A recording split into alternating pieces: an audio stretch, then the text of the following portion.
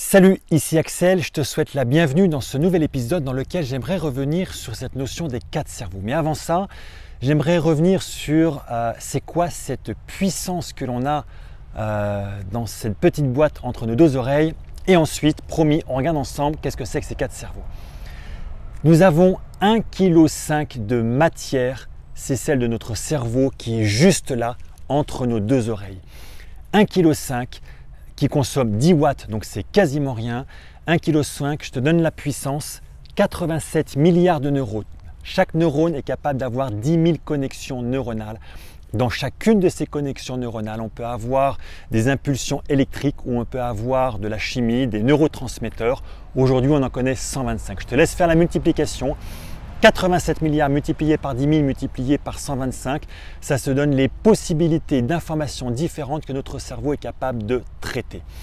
Notre cerveau stocke absolument tout ce qui s'est passé dans ta vie depuis le premier jour, même avant ta naissance.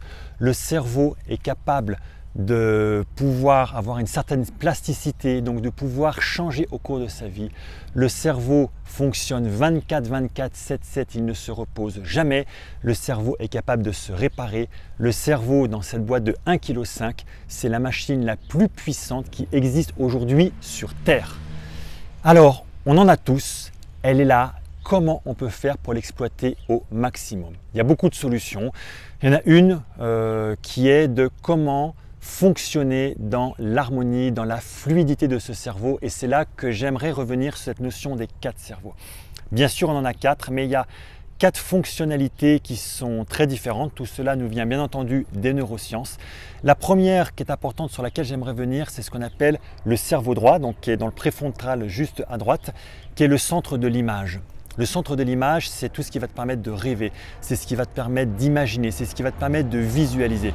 Et je commence par le cerveau droit parce qu'en fin de compte, quelque part, j'ai envie de dire que tout a commencé par là.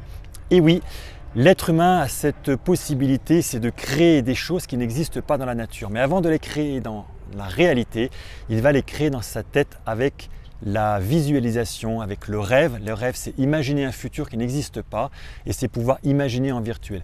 Tout ce qui existe, je te parle de mes lunettes, de tout ce que tu vois, de tout ce que tu as sur toi, avant d'exister dans le réel, ça a été imaginé en virtuel par quelqu'un dans sa tête. Donc je commence par là, parce qu'ensuite on va passer au cerveau gauche qui est bien connu, c'est la bosse des maths, c'est la rationalité, c'est la planification, c'est l'organisation, c'est le côté qui est extrêmement carré, c'est de la logistique, c'est voilà, hein, tu as des gens qui sont vraiment très cerveau gauche, donc c'est vraiment extrêmement rationnel. Mais tout cela ne servirait à rien si à un moment on ne passait pas dans l'action. Et l'action se situe au niveau du cervelet. Le cervelet est juste derrière.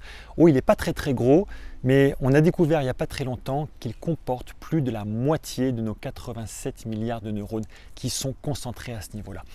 C'est le cervelet qui va me permettre de parler, qui va me permettre de bouger les mains, qui va me permettre de bouger voilà, ma tête, qui va me permettre d'écrire, de passer à l'action concrètement. C'est tout le cœur de l'action se situe dans le cervelet. Donc c'est une partie qui est absolument fondamentale. Et puis, il y a la 4e partie qu'on appelle le cerveau médian. Le cerveau médian, c'est le siège des émotions. C'est le cerveau qui permet de faire le lien entre nos subconscients et le conscient. Parce que qu'est-ce que c'est qu'une émotion? C'est ni plus ni moins un message que notre subconscient nous envoie. Donc quand je te dis tout ça, tu comprends très bien que les personnes qui ne sont que dans le rêve, que dans l'imagination, les personnes qui ne sont que dans la rationalité, sans aucune imagination, sans aucune visualisation, les gens qui sont uniquement dans l'action, sans réfléchir, les hyperactifs, et puis les gens qui sont complètement piégés par leurs émotions, tu comprends que lorsque l'on a l'une de ces 4 parties qui est en excès, ça va devenir un petit peu compliqué.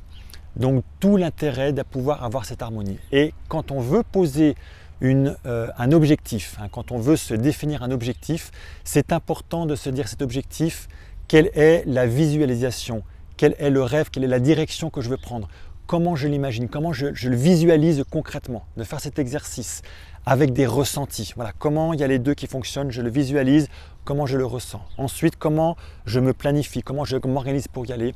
Et ensuite, comment je passe concrètement à l'action. Voilà tout l'intérêt de ces 4 cerveaux, d'avoir cette checklist quand je veux passer à l'action. Ça te plaît? N'hésite pas à liker, n'hésite pas à laisser des commentaires. Si tu n'es pas abonné, abonne-toi. Quant à moi, je te dis à bientôt pour pour un nouvel épisode. Ciao!